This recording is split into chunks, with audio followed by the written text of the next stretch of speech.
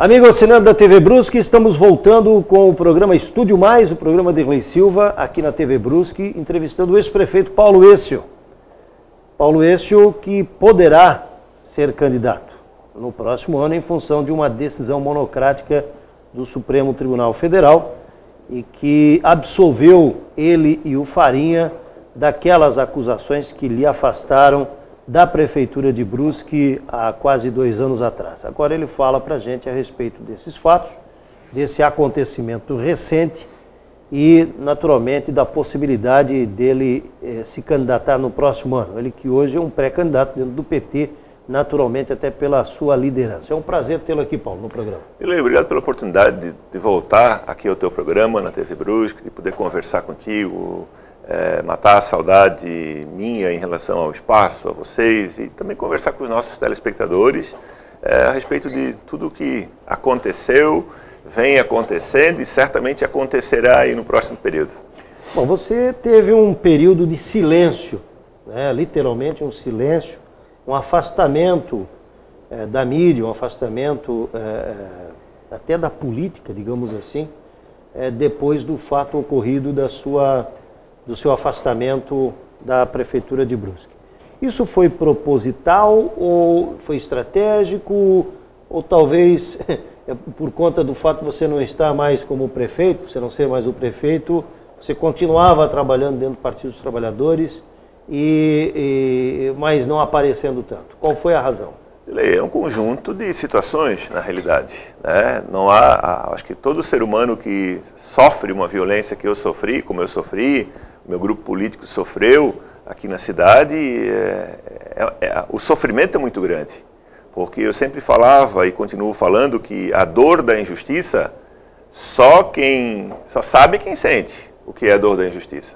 E sempre falei para ti, falei em outras entrevistas, que quando a gente é penalizado, mesmo quando a gente é penalizado por a gente está ultrapassando em um local impróprio, furando uma sinaleira e um guarda nos para e nos multa. Mesmo quando a gente comete uma injustiça ou uma irregularidade, a gente fica chateado.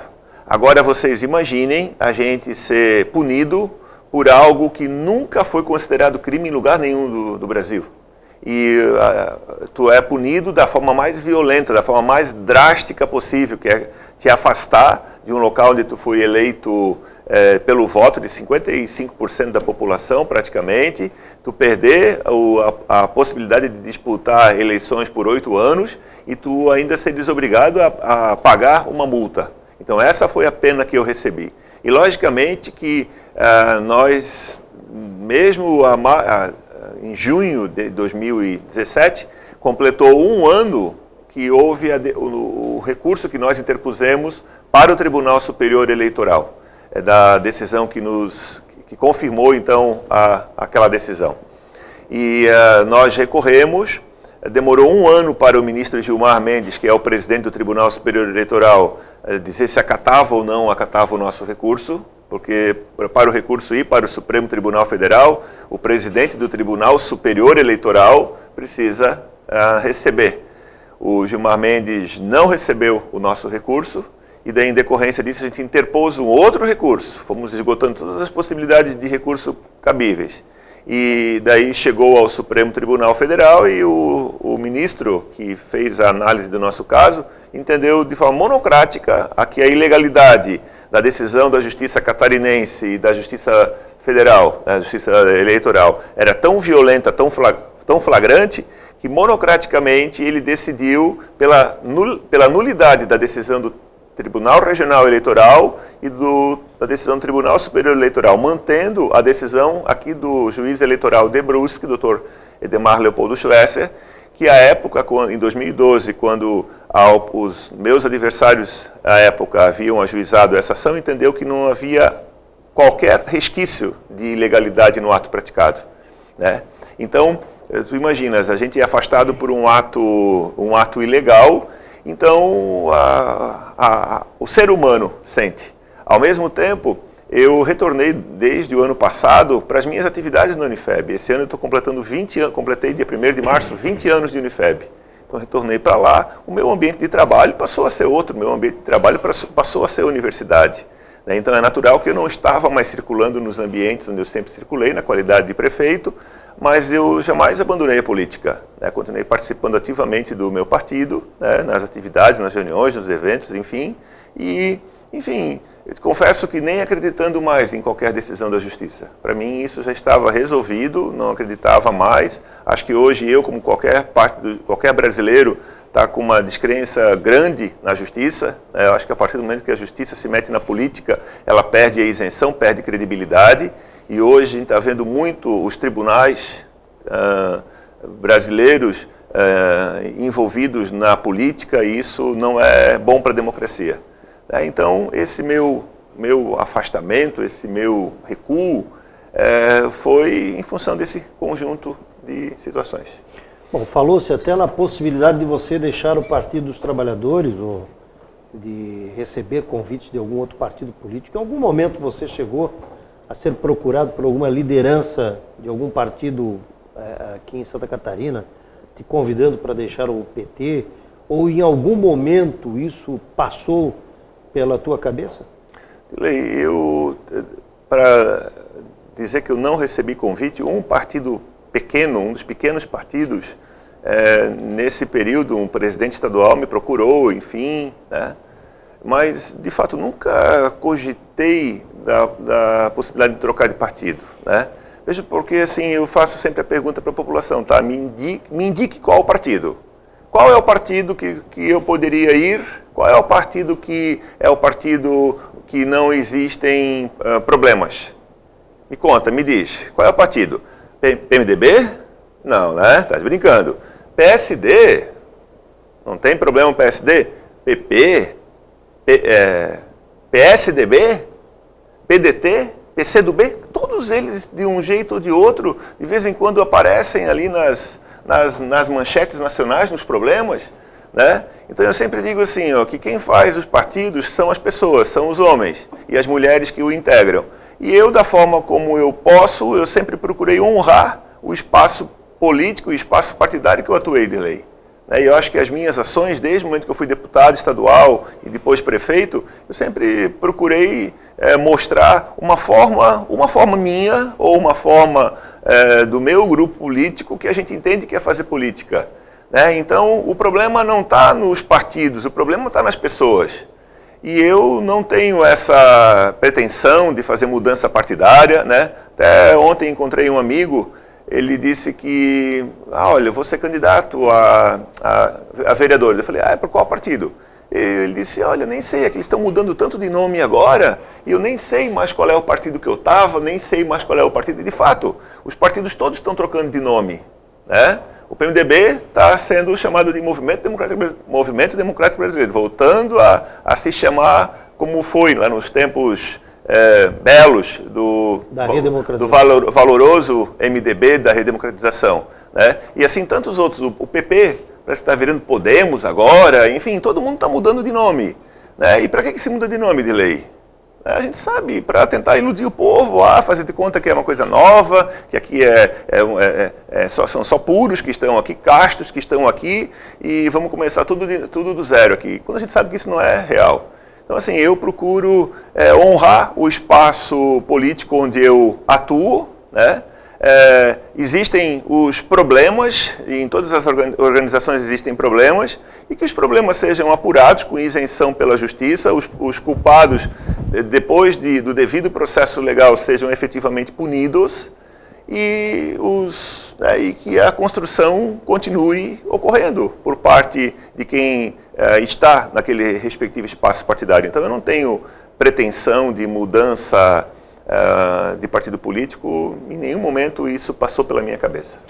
E nesse instante, ainda valendo a decisão monocrática do Supremo, você pensa em deixar o nome à disposição numa pré-candidatura a algum posto aí, seja ele deputado estadual, deputado federal, falou-se até, cogitou-se até no teu nome para o Senado, enfim, você coloca o teu nome, Paulo, à disposição do Partido dos Trabalhadores para uma candidatura, se até próxima das eleições continue se mantendo essa decisão última?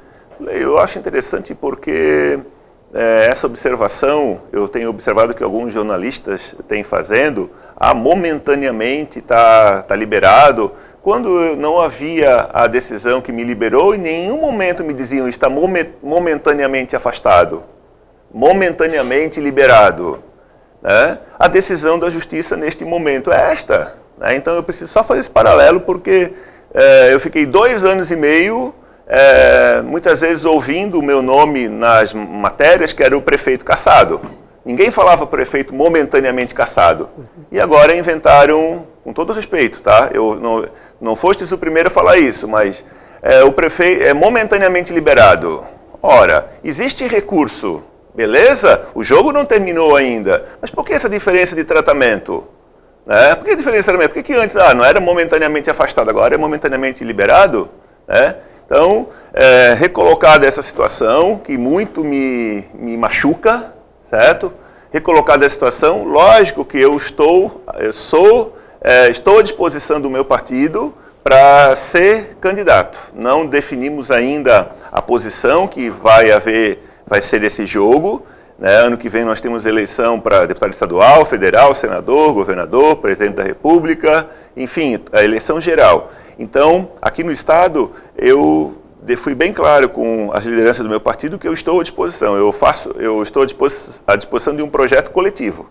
Não é algo assim, eu quero ser isso ou eu não quero ser aquilo. Eu estou à disposição de um projeto coletivo, onde o conjunto da direção partidária entender que é a melhor posição para que eu possa atuar, eu estou à disposição. Recentemente o Partido dos Trabalhadores fez até uma reunião, ou tem se reunido constantemente. Você tem participado dessas reuniões e tem dado alguma opinião sobre os rumos do PT em Santa Catarina? Ontem mesmo eu participei de uma reunião o dia inteiro em Florianópolis, ontem foi dia 15 de novembro, desde cedo participei de uma reunião lá, o primeiro seminário sobre a elaboração do plano de governo. Né? Então, nós tivemos o espaço lá da Assembleia Legislativa totalmente lotado por lideranças petistas de tudo quanto é parte do Estado, e nós tínhamos lá vários pré-candidatos a todos os cargos imagináveis, e sinto assim um ânimo surpreendente até nas lideranças e nos meus companheiros aí de todas as regiões do Estado. De todas as regiões do Estado chegam notícias, chegam informações, né, chegam dados, chegam informações, chegam pesquisas a respeito de movimentos que começam a surgir por parte da população. Em que sentido? O PT foi alvo de um processo violento de desconstrução. Eu tenho dito que hoje ainda está muito cedo, mas um dia a história vai mostrar efetivamente o que aconteceu nesse período, especialmente de 2013 para cá, em relação ao PT. Né? Precisava-se dizer, não, temos que acabar com a corrupção, e a corrupção é no PT, então vamos acabar com o PT, seremos violentos contra o PT, e de fato, a gente sofreu muito enquanto petista com tudo aquilo que aconteceu de 2013 para cá. E por muito tempo a gente pensou, como é que isso vai, como é que será, o que será no futuro disso? Né? Porque em determinados momentos a gente não conseguia encontrar luz no fim do túnel de lei. E te confesso que hoje, quando a população, uma parcela já, começa a perceber que ela foi ludibriada, começa a perceber que ela foi enganada, porque a partir do momento em que foi afastado o governo do PT em nível nacional, e também posso dizer que o mesmo ocorreu aqui no município de Brusque, começou um esfacelamento dos direitos da população, de maneira geral. Vários programas que haviam, vários investimentos que haviam, deixaram de acontecer. Nesta semana, numa das manchetes do UOL, que não é um site do PT, é um site ali da Folha de São Paulo, estava dizendo que os investimentos federais de lei, os investimentos, as aplicações os investimentos federais no Brasil, eles estão ao nível de 1990. Nós estamos em 2017, os investimentos voltaram ao nível de 1990. E, na realidade, as pessoas foram para a rua lá em 2013 e depois com os cartazes pedindo mais direitos, empresários pedindo mais crédito, pedindo mais recursos de financiamento, o povo pedindo mais saúde, mais educação, e o que está se vendo é justamente a redução de direitos. Então, o que a gente ouviu ontem lá em Florianópolis é que notícias assim de que setores, lideranças começam a perceber, opa, fomos enganados. Nos disseram uma coisa, mas o grande objetivo daquelas manifestações não era efetivamente o fim da corrupção, que é algo que todos nós queremos, mas é a retirada do PT do poder para que aqueles grupos que estavam certamente alijados dos espaços aí e que governaram o Brasil por décadas, retornassem ao governo. E para fazer o quê? Não para fazer política pública que atenda o interesse da população, mas para atender os interesses dos seus financiadores de campanha. E está aí a retirada de direitos todo dia acontecendo. Estou conversando com o ex-prefeito Paulo Êcio. Nós vamos ao intervalo comercial. Após o intervalo, retornaremos com a segunda parte do programa Estúdio Mais, programa de Dirley Silva.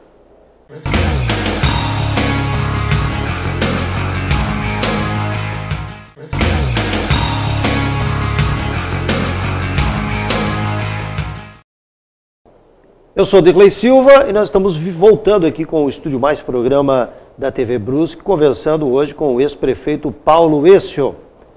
Paulo, você tem sido criticado nas redes sociais por, de certa forma, segundo esses seus críticos, negar a corrupção do Partido dos Trabalhadores. De maneira especial, o Luiz Inácio Lula da Silva, que já foi, inclusive, recentemente condenado, né? Como é que você trabalha com essa situação quando você nega, é lógico que agora na primeira parte do programa você mencionou que a corrupção não é algo somente do PT, não foi o PT que inventou. A corrupção, e o noticiário aí tem mostrado em todos os partidos políticos que estão em atividade no Brasil hoje. Você nega essa corrupção no Partido dos Trabalhadores, de maneira especial nas suas principais lideranças, que, por exemplo, o Lula. Recentemente, o próprio Palocci afirmando que Lula sabia de tudo o que acontecia, inclusive recebendo dinheiro de grandes empreiteiras que trabalharam para o governo federal. Dirley, para começar a conversa, eu recentemente tenho sendo muito mais elogiado, enaltecido nas redes sociais do que criticado. Houve um momento de crítica, porque quando aquela coisa da Geni, sabe aquela música da Geni? Joga a pedra na Geni, em determinados momentos tem que achar alguém para apanhar. Então, em determinado momento, eu era Geni, beleza, joga a pedra na Geni. Mas, recentemente, a coisa virou. Outras Genis estão aparecendo na cidade e que estão hoje sendo os alvos dos ataques da população. Então, recolocando isso. Segundo, eu jamais defendi, eu ou qualquer militante petista que eu conheça, em qualquer espaço público, televisivo, rádio, jornal ou mesmo em reunião, a gente defendeu qualquer forma de corrupção. Nós nunca defendemos corrupção. O que a gente tem sido veementemente um crítico é da forma como as investigações são conduzidas. O Delcídio Amaral, acho que nem está mais no PT, ele foi preso quando ouviram lá, tiveram gravações ou delações, sei lá, eu citar o nome do Delcídio, ele foi preso. E o Aécio Neves? O Aécio Neves, além de dinheiro, 2 milhões em malas que foram pegos com o primo dele, gravações onde ele dizia que tinha que matar não sei quem, enfim. O que aconteceu com o Aécio Neves? Então, o que a gente cobra hoje, o que a gente denuncia, nós do PT, o que nós denunciamos é o seguinte: se é para apurar, que apure tudo. Agora, não pode ser uma justiça ou uma polícia ou um Ministério Público seletivo, que vale apenas para uma situação e não vale para outras. Vale apenas para correr atrás dos problemas do PT e não correr atrás dos outros problemas. Se existem problemas de lei, não importa se é PT, se é PV, se é PP, se é PMDB, se é SDB, se é, enfim. Se existem problemas que sejam apurados, mas para todos eles, que se respeite o devido processo legal. Uma coisa que eu ensino para os meus alunos, mas foi algo que eu aprendi enquanto aluno do curso de Direito, e foi algo que eu experimentei nos meus tempos de advogado, é o seguinte, a tal da condução coercitiva de lei. Condução coercitiva serve para quê? Segundo aquilo que a gente ensina para os alunos. A testemunha ela é chamada para dar um depoimento, a testemunha não vai, o juiz pode conduzir aquela testemunha forçadamente, inclusive com o policial. Mas a testemunha tem que ser intimada, a testemunha tem que ser intimada e se ela não for, é conduzida. Quantos casos nós estamos vendo hoje diariamente no Brasil onde isso foi rasgado? A pessoa acorda de manhã na sua casa com a Globo mostrando ao vivo lá no jornal dela às 6 horas da manhã, né? A Polícia Federal, os helicópteros sobrevoando, as forças da Polícia Federal invadindo casas, ocupando casas para conduzir coercitivamente pessoas que não foram intimadas para dar depoimento, não se negaram a dar depoimentos e são conduzidas coercitivamente. Então, assim, eu estou dizendo que, não estou dizendo que todo mundo que é conduzido coercitivamente é santinho. Não estou alegando a inocência de todos eles, né? Mas existe um sistema legal que tem que ser cumprido no Brasil, que tem que ser seguido no Brasil. Então que seja seguido o sistema legal brasileiro para todos. É o que a gente defende. Então quando a gente defende isso, logicamente tem uma parcela, os críticos, os adversários, que procuram distorcer a nossa argumentação. Então assim, ó, nunca ninguém me viu defendendo qualquer forma de corrupção, muito pelo contrário. Agora, não vou defender de forma alguma uma investigação parcial, né? O pau que bate no Chico tem que bater no Francisco, mas não é isso que a gente está vendo no Brasil. Então, quando tiver justiça para os dois lados, parabéns para a justiça, mas por enquanto não está havendo, no meu entender, justiça, e isso é uma violência ao Estado Democrático de Direito. Por isso que nos outros países, estão dizendo que o que aconteceu aqui dentro no Brasil foi um golpe. Aqui no Brasil se fala em golpe, muitas vezes se ridiculariza a expressão golpe. Mas os grandes jornalistas da Europa, inclusive norte-americanos, dizem que está explícito que ocorreu aqui dentro do Brasil um golpe. E aqui parece que falar em golpe é coisa de petista. Voltando a essa coisa do golpe, quando a gente fala em delação premiada... Que foi uma lei sancionada pela presidenta Dilma Rousseff. Verdade. Quando a gente fala em delação premiada e se observa figuras tradicionais do Partido dos Trabalhadores, que inclusive exerceram funções estratégicas, tanto em campanha como em governo. E aí nós temos aí duas figuras, uma você citou há pouco, que foi o Delcídio. Uhum. Ele foi líder do governo do PT no Senado. Uhum. Temos o Palocci, foi ministro e de uma pasta importantíssima no governo Lula. Foi uma das pessoas que trabalhou, se não me falha a memória, na segunda campanha do Lula. Uhum. Quando você tem dessas pessoas denúncias apontando justamente para o Lula, né, que foi o caso do Delcídio, e também do Palocci, isso não é um argumento forte, um indicativo forte? Dilei, tu podes falar o que tu quiseres de mim. Quantas coisas de mim foram faladas aqui em Brusque, desde os tempos que eu era prefeito e depois que eu saí da prefeitura?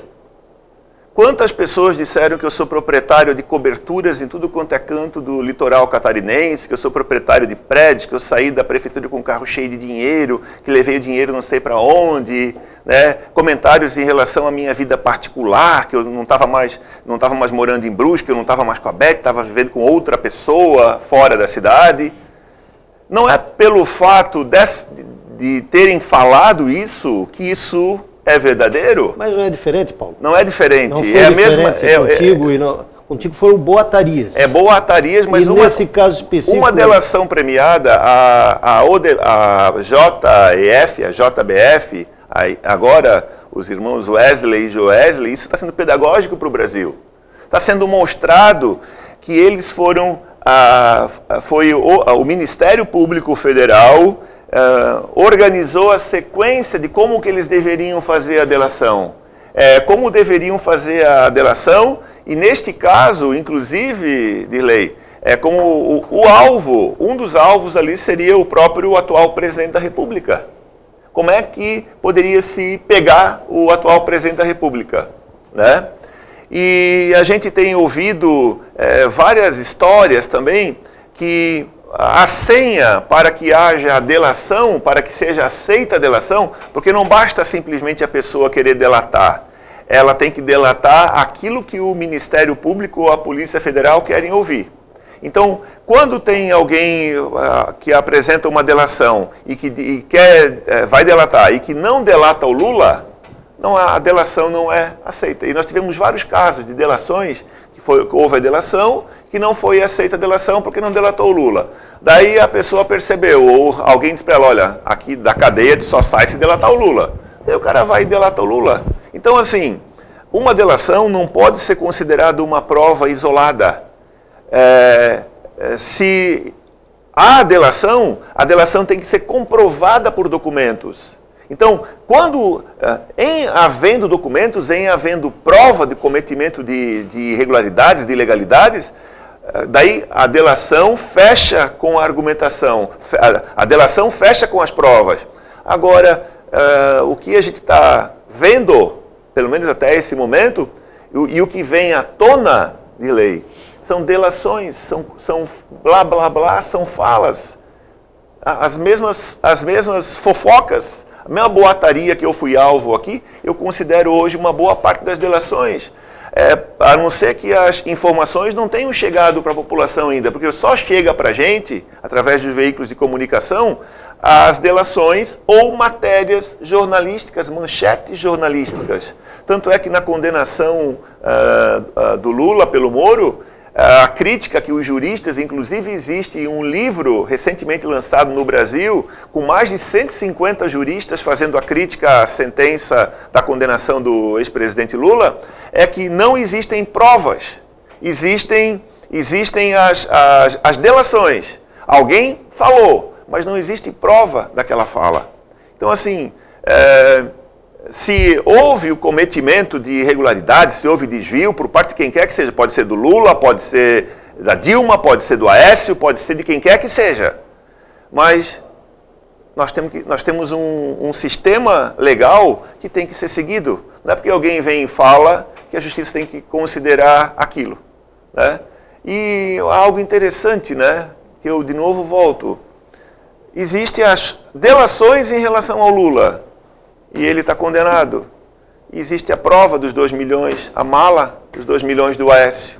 E ele continua senador do Senado da República. Dá para entender? Estou conversando com o ex-prefeito Paulo Écio. Nós vamos ao intervalo comercial e voltamos com o último bloco do programa Estúdio Mais, dentro de instantes. Até mais.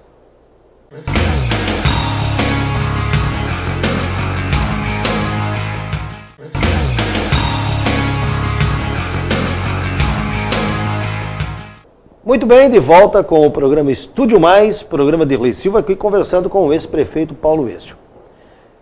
Vamos falar um pouco da nossa cidade, Paulo, desde o momento que você deixou a prefeitura e até agora, até esse instante, até esse momento do atual governo, que foi praticamente eleito por um ex-prefeito também, Ciro Rosa.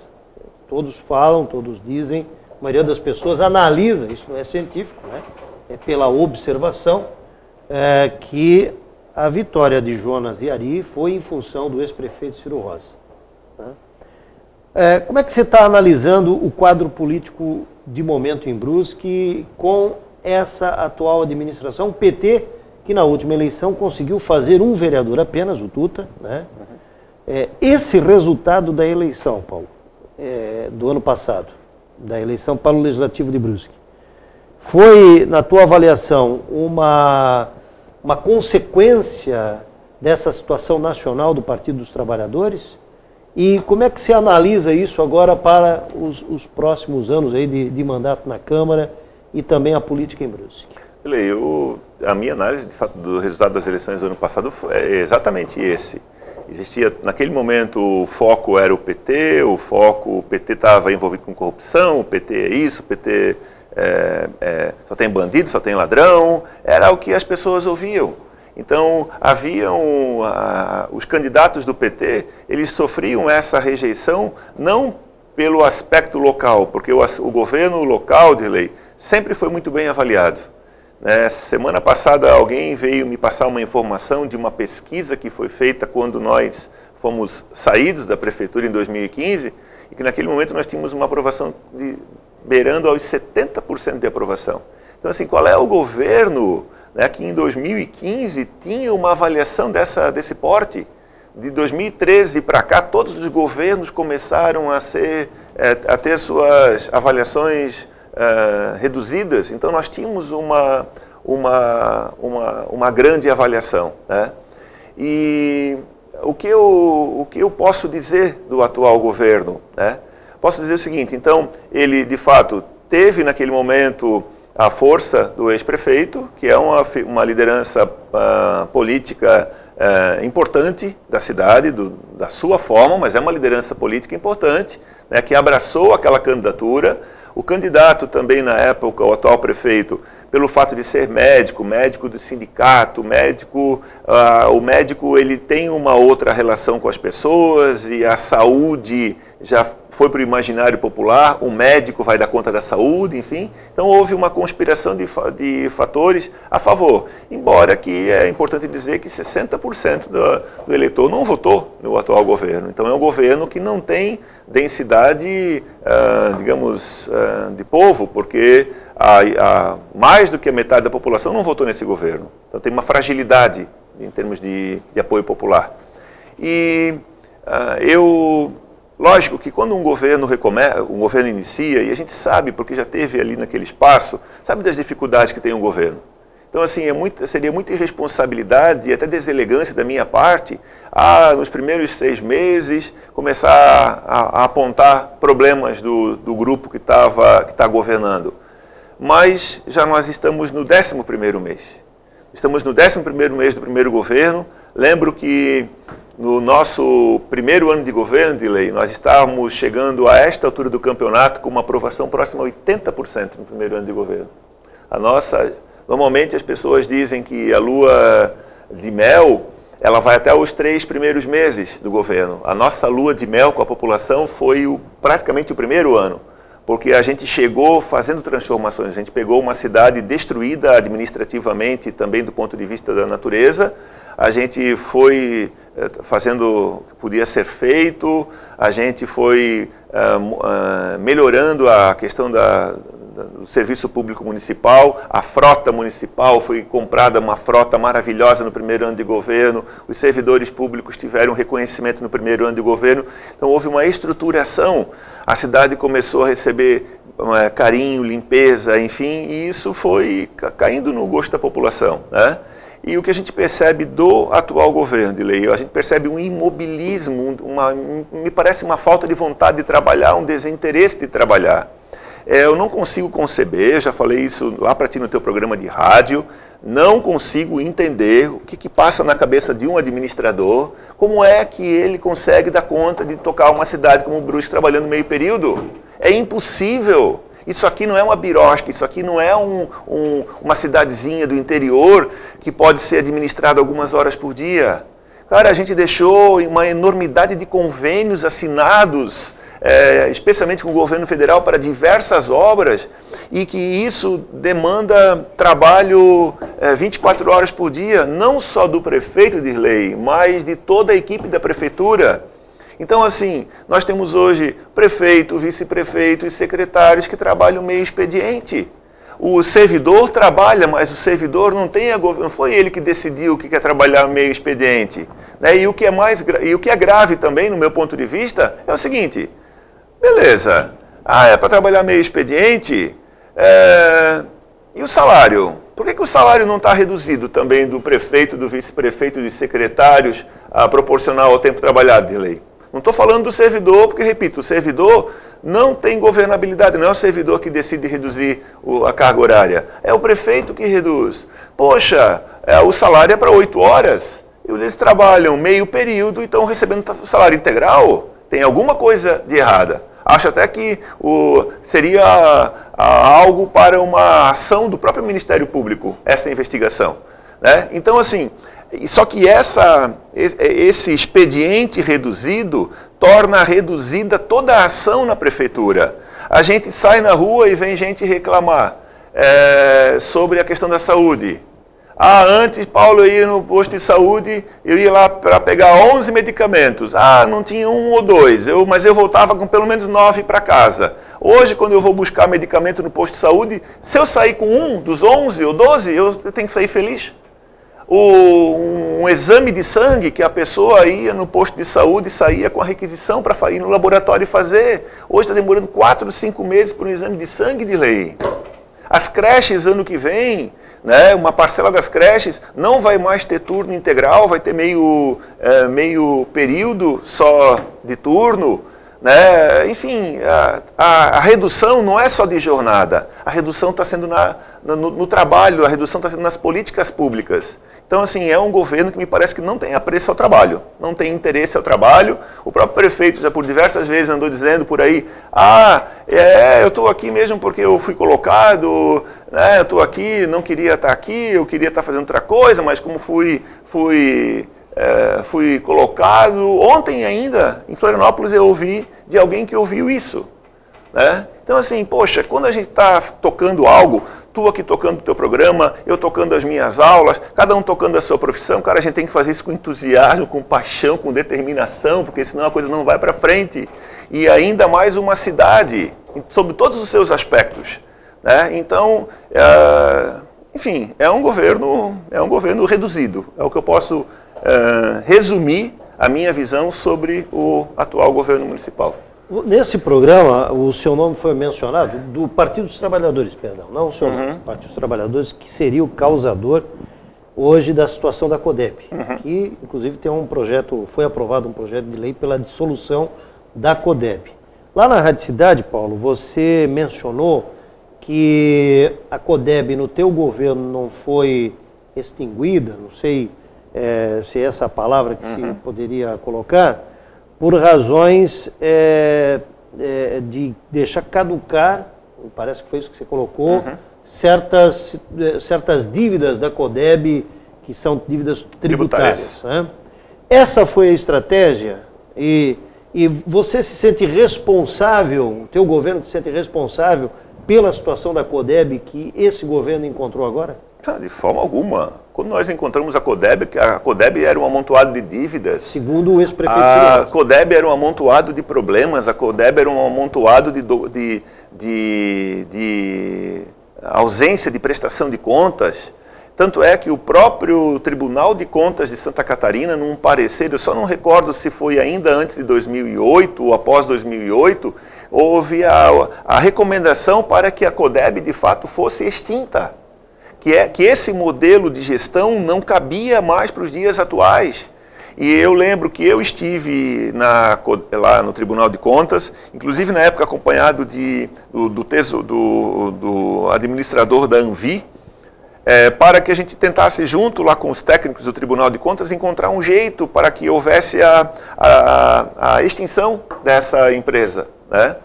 E a única forma de haver a extinção da empresa à época seria o pagamento de todas as dívidas. Mas a CODEB não tinha arrecadação, a CODEB tinha dívidas, a CODEB devia alguns milhões de tributos. Né? E qual foi a análise naquele momento nosso? De forma alguma, não vou ser irresponsável, acho que eram 23 milhões à época, não vou tirar 23 milhões da prefeitura que é muito mais de lei do que o valor que se tinha de investimento. O valor para investimento de uma prefeitura de Brusque com recurso próprio é muito pequeno. Se a gente não corre atrás de recurso externo, a gente não consegue fazer muita coisa com o recurso local apenas. Então, eu não ia tirar 23 milhões de recursos da prefeitura de Brusque para pagar dívidas que não fomos nós que geramos, né? E dívidas, muitas delas tributárias. E daí eu pensava, poxa, mas não é justo tirar da população para haver esse pagamento, embora a dívida, em tese, tenha que ser paga. Mas, ao mesmo tempo, qual foi a nossa decisão? Não. Os credores que movam as ações judiciais, se quiserem, contra a CODEB, né? Nós vamos fazer as defesas jurídicas necessárias, mas nós não vamos efetuar pagamento dessa dívida, vamos tirar dinheiro do caixa. Então esse foi o motivo pelo qual a CODEB não foi extinta. E a CODEB, nesse tempo do nosso governo, havia a prestação de contas, porque por ser uma empresa pública, ela precisava receber, nós precisávamos enviar os documentos, os balanços, para o Tribunal de Contas. E nós fizemos isso regularmente. Soube que em 2015 o prefeito interino foi multado pelo Tribunal de Contas do Estado porque ele não mandou, do ano de 2015, o balanço da CODEB. Mas anterior a isso eu não tive multas em relação à CODEB porque a gente cumpriu aquilo rigorosamente, né? Então a CODEB, a história da CODEB é essa, e eu desejo êxito aí para o grupo hoje que está tentando encontrar a solução, mas eu não vejo uma solução a não ser tirar dinheiro do cofre da prefeitura para pagar a dívida. E eu acho isso uma insanidade. Então você está afirmando que a prefeitura hoje, para extinguir a CODEB, vai ter que pagar? Com certeza. A dívida existe da CODEB. A prefeitura é a maior acionista, né? Então, em regra, a prefeitura tem que pagar, se ela é a principal acionista, né? Então, da onde que vai ser o dinheiro de lei? Lembrando que 23 milhões, que era o valor da dívida naquele momento, me parece que corresponde à arrecadação do IPTU desse ano. Eu ouvi que foi 23 milhões a arrecadação, é como se tirasse toda a arrecadação do IPTU para pagar a dívida da CODEB. Só mesmo um governo muito insano faria algo dessa natureza. Uma outra afirmação que foi colocada aqui pelo ex-prefeito Ciro Rosa a respeito do teu governo, falando em relação ao número de servidores públicos que foram contratados através de concurso pelo governo Paulo Êcio na primeira gestão e já se preparando na segunda. Não sei se você chegou a fazer algum concurso público, não lembro, no período ainda que, eu acho que não, né? Não. Você sente, porque o que foi dito é que você inchou a prefeitura. Você considera isso um fato, Paulo, de ter inchado a prefeitura? É uma decisão irresponsável daquele ex-gestor. É uma decisão, de fato, de quem está muito desacostumado com a gestão moderna. É bom lembrar que no tempo desse gestor, telespectador, existiam 711 cargos de confiança.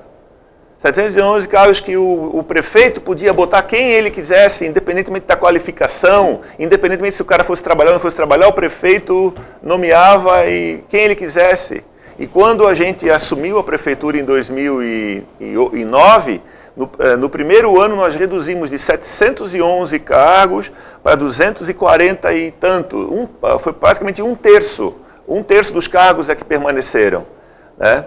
E creio, Dirley, que é possível haver uma redução ainda maior, porque no nosso tempo de governo foram poucas as vezes que todos esses cargos, todos esses espaços foram preenchidos. Então, além de ter aqueles 711 cargos na gestão que me antecedeu, existia também a contratação de empresas terceirizadas, como, por exemplo, o Instituto AMIA, que era um instituto contratado pela CODEB, e que também gerou um passivo violento para a CODEB e também para a Prefeitura de Brusque, né? Então existiam muitos cargos, sim, lá na Prefeitura, mas sem qualificação. E o concurso público, qual é a diferença do concurso público? O concurso público, a pessoa vem, faz a prova, e na época foi conduzida pela Universidade Federal de Santa Catarina, a FEPESE, que é uma fundação da universidade, e as pessoas faziam o concurso e nós tínhamos que chamar pela ordem de aprovação. E a gente ia chamando de acordo com a necessidade. Eu fiz, algum tempo atrás, uma solicitação, inclusive para o Tuta, para o nosso vereador, para fazer um pedido de informação para a Prefeitura de Brusque, para que houvesse, de fato, a informação de quantos eram os servidores efetivos quando nós saímos em 31 de março de 2015 e quantos são hoje, para verificar efetivamente o número e quem foi o responsável por essas contratações, né? Mas foi com muita responsabilidade que até 31 de março de 2015 a política de contratação foi desenvolvida pela Prefeitura de Brusque. De lá para cá, eu não sei, não posso responder. Então, esses números, se fossem a Câmara de Vereadores obter, através do vereador Tuta, que eu já fiz a solicitação, vai ser importante para a gente esclarecer certamente muitos desses fatos. Você também foi acusado, até por essa administração também, que não citou o teu nome, em relação às obras do PAC, que Brusque hoje sofre, por exemplo, Bacia de Nova Brasília, e você sabe muito bem, no início do ano tivemos um problema seríssimo com aquela comunidade, né? Ali naquela bacia da João Raio, Oswaldo Raio, aquela região ali da margem direita da rodovia Antônio Raio, por falta de continuação das obras do PAC. É evidente que as obras do PAC, até quando você estava no governo, elas estavam acontecendo, né, Paulo? Mas aquela previsão que você fez quando chegou aquele montante do governo federal para as obras do PAC, ela acabou não se configurando. Com certeza. Na realidade, nós obtivemos o recurso em junho de 2009. As obras iniciaram efetivamente um ano depois, julho de 2010. São obras que a cidade nunca viu, e tanto é que quando aconteciam elas viravam atração turística, porque a cidade nunca viu galerias desse tamanho como foram instaladas em Brusque durante o nosso governo. E nós estávamos vivendo naquele momento um momento no Brasil, Dirley, onde as empresas elas estavam com obras públicas em tudo quanto é canto, no Brasil afora. Era um momento de muito investimento público. E aparecia lixo, aparecia empresa desqualificada de tudo quanto é canto para participar de processo licitatório. E a empresa, ela se habilitava a documentação, tudo certinho, e nós, se estava tudo ok a documentação, não tinha como negar a assinatura do contrato. Embora algumas vezes eu fui até a empresa para verificar o Parque Fabril antes de assinar contrato. E mesmo assim não adiantou, porque também uma dessas empresas abandonou a obra. Então, a gente vivia um momento de dificuldade em relação às empresas. Mas eu quero lembrar aos administradores reduzidos que estão hoje governando a cidade, que eu fui tirado da prefeitura dia 31 de março de 2015. Nós estamos hoje no dia 16 de novembro de 2017. Quantas obras do PAC foram realizadas de lá para cá? Então, durante 2010 até 2015, e quando nós saímos, dia 31 de março de 2015, existiam os 2 túneis sendo escavados manualmente ali no acesso à Nova Brasília. Depois, com a interinagem, houve o rompimento de contrato com a empresa e houve a paralisação das obras. Mas as obras estavam acontecendo. Mas de 2010 até 2015, nós concluímos o PAC da Bateias, o PAC do Steffen e da Cerâmica Reis, o PAC da Rua São Pedro, estávamos tocando o PAC do bairro São Luís, tínhamos concluído o PAC do bairro o PAC das Esculturas, o PAC da Limeira, o PAC do Cedrinho, ali aquela região do Paquetá. Tínhamos feito o PAC do Maluche e da Zambuja, o PAC da Santa Terezinha, uma boa parte estava resolvido nos fundos do Stop Shop. Enfim, é o que me vem nesse momento à mente, mas pelo que eu contei foram 9 bacias, de 2010 até março de 2015. De março de 2015 até agora foram 3 anos praticamente. 2 anos e meio. 2 anos e meio. Quantas bacias que foram feitas? Apenas uma aqui do centro. Então, os números provam. Em 5 anos foram feitas 9 bacias e em 2 anos e meio foi feito uma. Quem é a gestão incompetente? É a minha gestão. Os números estão mostrando, né? Os números mostram que não são. Então, antes de se falar coisas descabidas, pensem muitas vezes, pensem naquilo que estão falando. Muito bem. Quero agradecer, Paulo, a tua entrevista aqui. Naturalmente que provavelmente você vai ser convidado mais vezes, até porque o ano que vem é um ano eleitoral e você é a liderança hoje do Partido dos Trabalhadores em Brusque. Nosso muitíssimo obrigado e até breve. Riley, a gratidão é minha. A política é um espaço que eu amo, a política é um espaço que eu adoro, a política é um espaço que de fato me fez muita falta nesses 2 anos e meio de reclusão praticamente que eu fui submetido, de calvário que eu fui submetido. Então assim, eu fico muito contente ao receber convites dessa linha, né, como do teu convite, tanto na rádio como para cá, porque é um momento privilegiado para a gente colocar para a população aquilo que a gente pensa, colocar as nossas alegrias, colocar as nossas tristezas, colocar a nossa opinião, né? E eu acho que o mais importante é o seguinte: a gente tem que recuperar entre as pessoas no Brasil, entre os cidadãos, o respeito. Eu não sou obrigado a concordar com aquilo que pensa o telespectador, mas eu sou obrigado a respeitá-lo. Então a gente precisa recuperar o respeito nas relações entre as pessoas. Então, que a gente, num esforço coletivo, a gente possa refletir sobre isso e agir nessa direção. Obrigado pelo espaço. Amigo assinante da TV Brusque, voltamos na próxima semana com mais um assunto de interesse da nossa comunidade. Um grande abraço e até lá.